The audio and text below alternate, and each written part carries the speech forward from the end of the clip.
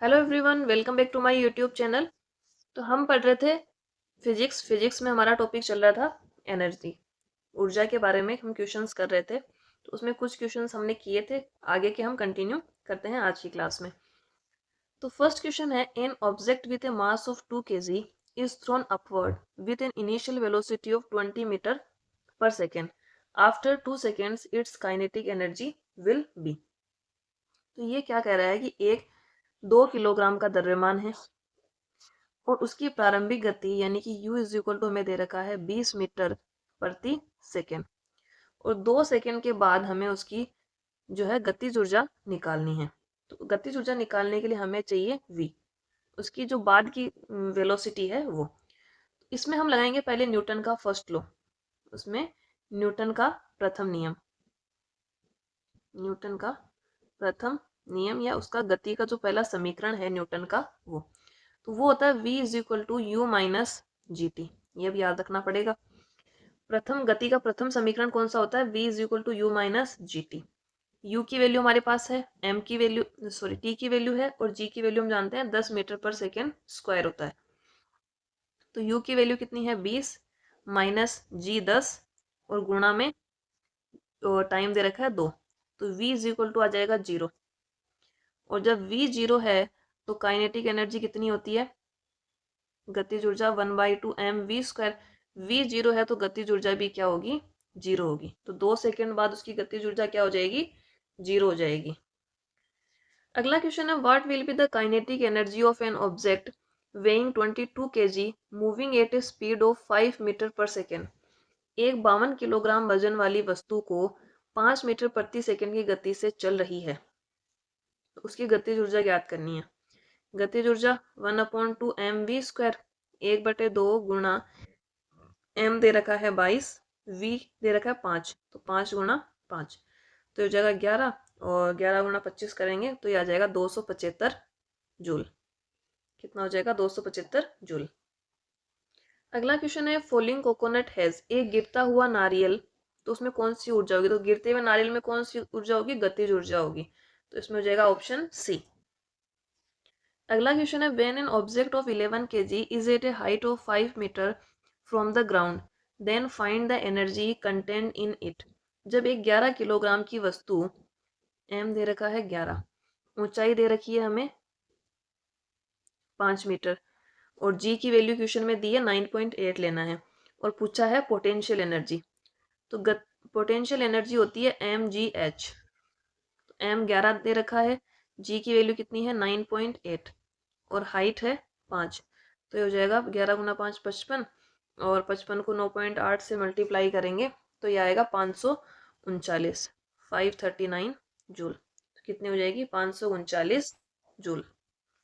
अगला प्रश्न है, the kinetic energy of an object is 120 joule and its mass is 15 kg, find the velocity of the object. ठीक है, तो गतिज ऊर्जा का फॉर्मूला लगा देंगे, 1/2 mv²। गतिज ऊर्जा 120 दे रखी है, 1/2 द्रव्यमान 15 है, और v की वैल्यू हमें निकालनी है।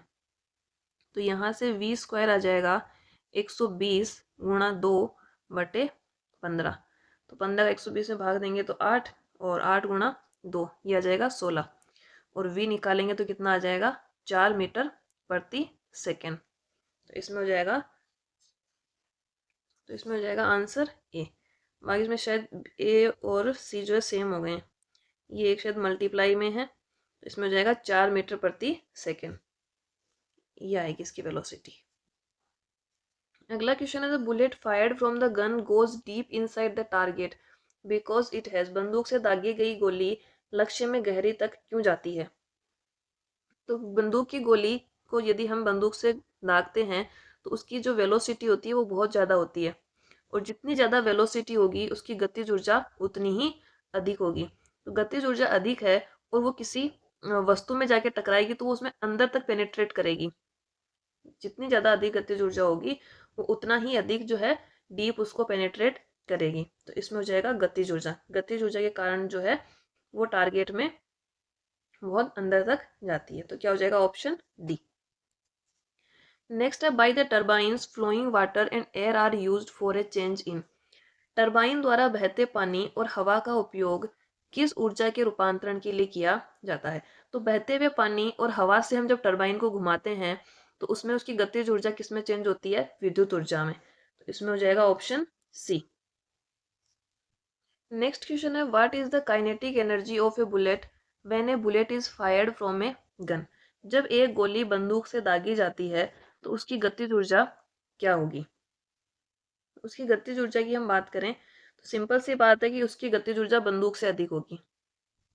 लेकिन इसका कंसेप्ट हम समझें तो हम ये मान लें कि बंदूक का द्रव्यमान है m1 और उसकी वेलोसिटी है v1, और जो बुलेट है, गोली है, उसका द्रव्यमान है m2 और उसकी जो वेलोसिटी है वो है v2। अब किसी भी गन का मास क्या है? वो गोली से अधिक होगा, तो m1 जो है m2 से बड़ा होगा। अब यहाँ पर लगता है संवेग संरक्षण का नियम। कौन सा नियम लगता है? संवेग संरक्षण का नियम यहाँ पर अप्लाई होता है। तो संवेग संरक्षण का नियम ये कहता है कि जो संवेग जो है वो बराबर रहेगा। m1 v1 is equal to होता है m2 v2। m1 v1 is equal to m2 v2 है। तो काइनेटिक एनर्जी हम ज्ञात करें तो यहाँ से दोनों तरफ हम 1/2 से मल्टीप्लाई कर दें तो ये हो जाएगा 1/2 m1 v1 और इसका हम कर दें स्क्वायर, ये हो जाएगा 1/2 m2 v2 का स्क्वायर। तो यहाँ से ये आ जाएगा, यहाँ से इसकी एनर्जी हो गई E1 इंटू में ये बच जाएगा m1 बराबर E2 इंटू में m2। और यदि हम E2 अपॉन E1 लें तो ये हो जाएगा m1 अपॉन m2। और जब m1 m2 से बड़ा है तो इसकी वैल्यू क्या है? 1 से छोटी आएगी। तो यहाँ से E2 अपॉन E1 क्या हो जाएगा? जो है ग्रेटर देन 1। तो E2 जो है E1 से बड़ा है। तो E2 किसकी है? गोली की गतिज ऊर्जा है और E1 बंदूक की गतिज ऊर्जा है। तो यहाँ से हमें क्या मिलता है कि जो गोली की गतिज ऊर्जा होगी वो बंदूक से अधिक होगी। लेकिन हमें नॉर्मली, ये तो नॉर्मल सी बात है कि जो गोली दागेंगे हम तो उसकी गोली की गतिज ऊर्जा अधिक होती है।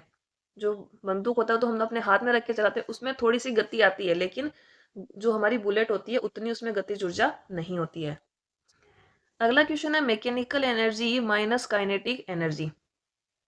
तो जो यांत्रिक ऊर्जा होती है, यांत्रिक ऊर्जा होती है गतिज ऊर्जा प्लस स्थितिज ऊर्जा होती है, स्थितिज ऊर्जा। तो यहां से हम गतिज ऊर्जा को इधर ले जाएं तो mechanical energy minus kinetic energy is equal to हो जाएगा पोटेंशियल एनर्जी, स्थितिज ऊर्जा, ऑप्शन बी। अगला क्वेश्चन है, an object of 12 kg is placed at a certain height from the ground. If the potential energy of the object is 600 joule, find the height of the object with respect to the ground. हमें height निकालनी है। तो potential energy is equal to होता है mgh। तो यहाँ पर स्थितिज ऊर्जा दे रखी है 600 जूल, द्रव्यमान 12 है, g की वैल्यू 10 दे रखी है और h की वैल्यू हमें निकालनी है। तो 12 से हम 600 को डिवाइड करें इधर तो यह आ जाएगा 50 और 50 में 10 से डिवाइड करेंगे तो h इज इक्वल टू यहाँ से आ जाएगा 5 मीटर इसको सोल्व करने पे। तो इसमें हो जाएगा आंसर डी। अगला क्वेश्चन है, in which of the following is energy in the form of kinetic energy? निम्नलिखित में से किस में गतिज ऊर्जा के रूप में गतिज ऊर्जा के रूप में है? फर्स्ट है एक बंदूक से दागी गई गोली, तो इसमें गतिज ऊर्जा है। बी है एक तेज गति से चलने वाली रेलवे इंजन, तो ये भी जो है गतिज ऊर्जा है। अगला है एक साधारण बल्ब का वेग, स्पीड ऑफ सिंपल पेंडुलम। ये कोई पेंडुलम है और वो गति में है, यदि गति में है पेंडुलम तो उसमें गतिज ऊर्जा होगी। तो इन तीनों में ही ऊर्जा किस रूप में है? गतिज ऊर्जा के रूप में। तो इसमें ए बी एंड सी तीनों हो जाएंगे। नेक्स्ट है, विच of the following statement regarding energy is not true? देखते हैं। पहला है कि ऊर्जा कोई भौतिक पदार्थ नहीं है, energy is not a physical substance. तो ऊर्जा जो है कोई भौतिक पदार्थ तो है नहीं, सब्सटेंस तो है नहीं, ये तो एक राशि है। उसमें जो कार्य करने की दर है वो क्या है? एनर्जी है। तो इसमें पहला तो सही है। दूसरा है ऊर्जा कार्य करने की क्षमता का माप है, ये भी सही है। तीसरा है ऊर्जा को कई तरीकों से संचित और मापा जा सकता है। हाँ, उसमें गतिज ऊर्जा, स्थितिज ऊर्जा, किसी भी रूप में ऊर्जा संचित हो सकती है, उसको हम मेजर कर सकते हैं। डी है कि रूपांतरण के दौरान ऊर्जा शून्य में चली जाती है। तो ये जो है इसमें गलत दे रखा है, क्योंकि जो एनर्जी होती है वो कन्वर्जन में जीरो नहीं होती है। वो क्या है, एक कांस्टेंट होती है, तो वो हमेशा बनी रहेगी, चाहे स्थितिज ऊर्जा के रूप में चाहे गतिज ऊर्जा के रूप में। तो इसमें जो ऑप्शन डी है वो गलत दे रखा है। अगला क्वेश्चन है, calculate the potential energy obtained by a 20 kg hammer when it is raised to a height of 10 metre. तो पोटेंशियल एनर्जी mgh, तो हथौड़े का द्रव्यमान कितना है 20, g की वैल्यू हम 10 ले लेंगे और ऊंचाई हमें 10 दे रखी है, तो इसको 10 मीटर तक की ऊंचाई तक उठाने में उसकी जो स्थितिज ऊर्जा होगी वो कितनी होगी, 2000 जूल। नेक्स्ट है, formula for gravitational potential energy is, गुरुत्वाकर्षण स्थितिज ऊर्जा का सूत्र क्या है। तो सूत्र तो हम क्वेश्चन भी सोल्व कर चुके हैं सूत्र पे, तो फॉर्मूला क्या होता है, U is equal to mgh। अगला क्वेश्चन है, what is the wrong statement about kinetic energy, गतिज ऊर्जा के बारे में कौन सा कथन गलत है। तो ऑप्शन ए दे रखा है कि स्थिर अवस्था में वस्तु में समाहित ऊर्जा को गतिज ऊर्जा कहा जाता है, तो ये तो गलत है। स्थिर अवस्था में जो वस्तु में ऊर्जा होती है वो किस रूप में होती है, स्थितिज ऊर्जा के रूप में होती है, गतिज ऊर्जा के रूप में नहीं होती है। तो हमें आंसर तो पहले ऑप्शन में ही मिल गया। बी ये कह रहा है कि वस्तु द्वारा प्राप्त ऊर्जा उसकी गति के आधार पर गतिज ऊर्जा के रूप में जानी जाती है, बिल्कुल सही है। और काइनेटिक एनर्जी का फॉर्मूला हम जानते हैं, 1/2mv² होता है। और गतिमान वस्तु में कौन सी ऊर्जा होती है, गतिज ऊर्जा। तो बाकी 3 स्टेटमेंट सही हैं, पहला स्टेटमेंट इसमें गलत है। अगला क्वेश्चन है, an object moving with the uniform velocity of 4 metre प्रति second has a kinetic energy of 120 joule. और हमें मास निकालना है ऑब्जेक्ट का, ठीक है। गतिज ऊर्जा दे रखी है, तो 1/2mv² is equal to kinetic energy 1/2 गुणा m निकालना है, v की वैल्यू 4 दे रखी है और गतिज ऊर्जा है 120।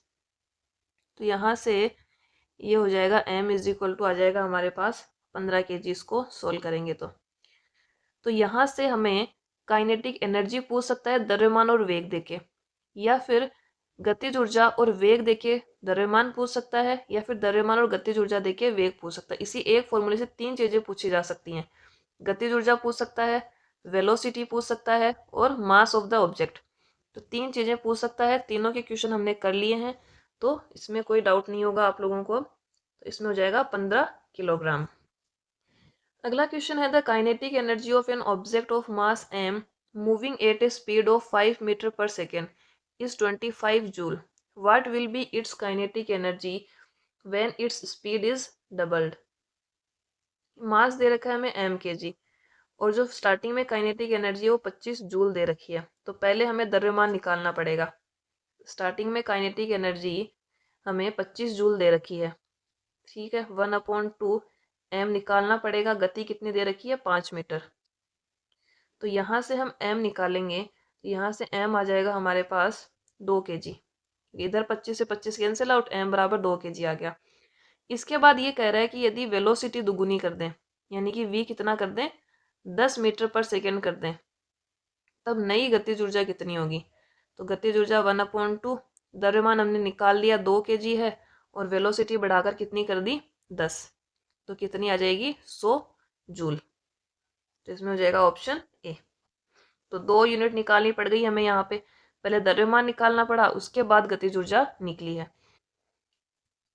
नेक्स्ट है, what is the change in the total energy of a body falling freely towards the अर्थ।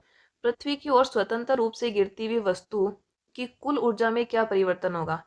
तो वस्तु की कुल ऊर्जा में कोई परिवर्तन नहीं होता है, तो क्या हो जाएगा ऑप्शन ए।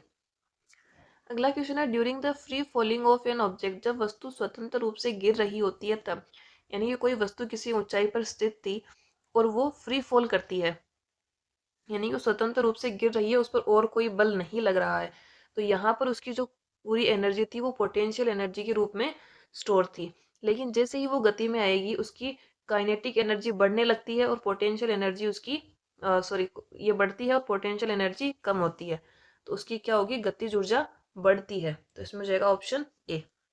अगला क्वेश्चन है, if the velocity of an object moving at A certain height is increased 4 times, then what will be the change in the potential energy of the object।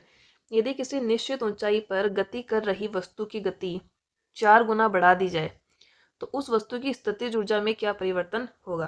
तो स्थितिज ऊर्जा जो है वो किस पर डिपेंड करती है, ऊंचाई पर डिपेंड करती है।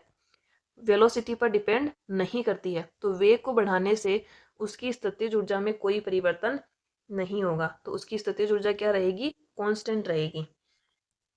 नेक्स्ट क्वेश्चन है, an object is dropped from a certain height to the ground, when it touches the ground it will contain.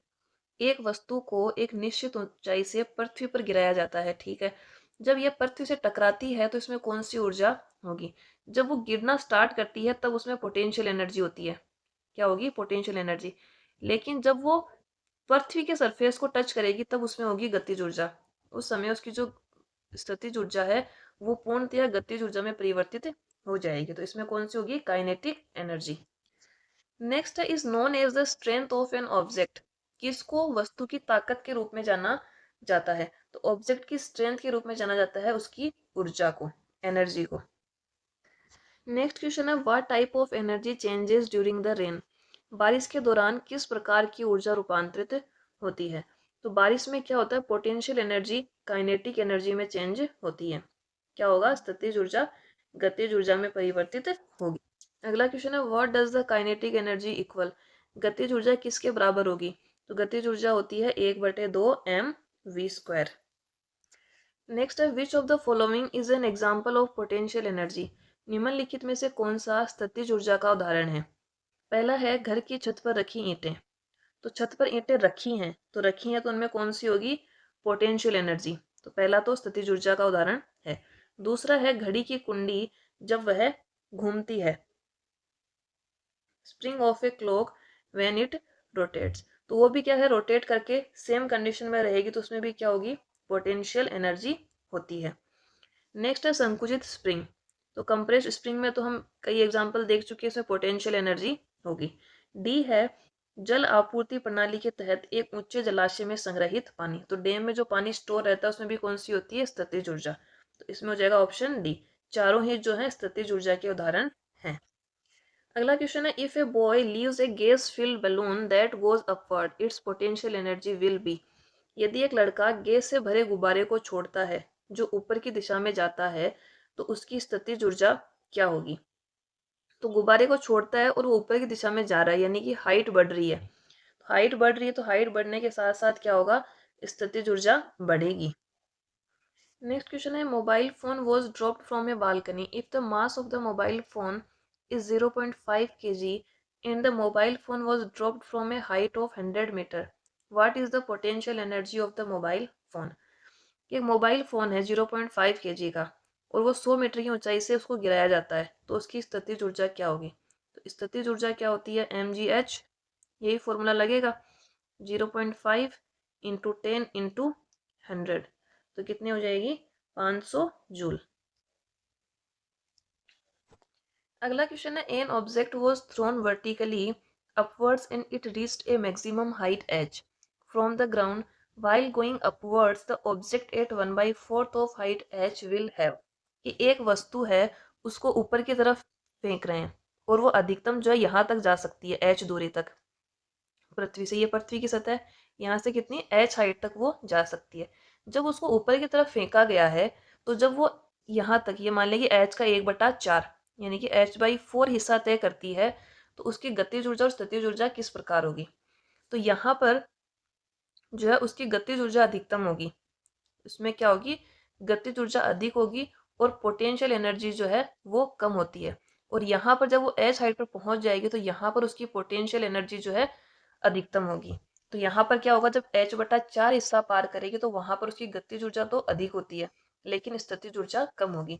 ऊंचाई के साथ साथ उसकी जो है स्थितिज ऊर्जा बढ़ेगी और गतिज ऊर्जा क्या हो जाएगी, कम हो जाएगी।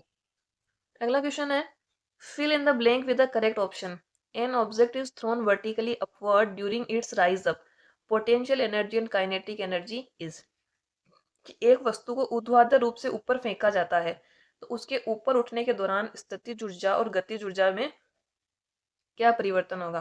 तो अभी हमने बात की ऊपर की तरफ फेंकेंगे तो उसकी स्थितिज ऊर्जा तो बढ़ती जाएगी और जो गतिज ऊर्जा है वो क्या होगी, कम होगी। तो क्या हो जाएगा, स्थितिज ऊर्जा बढ़ती है और गतिज ऊर्जा घटती है।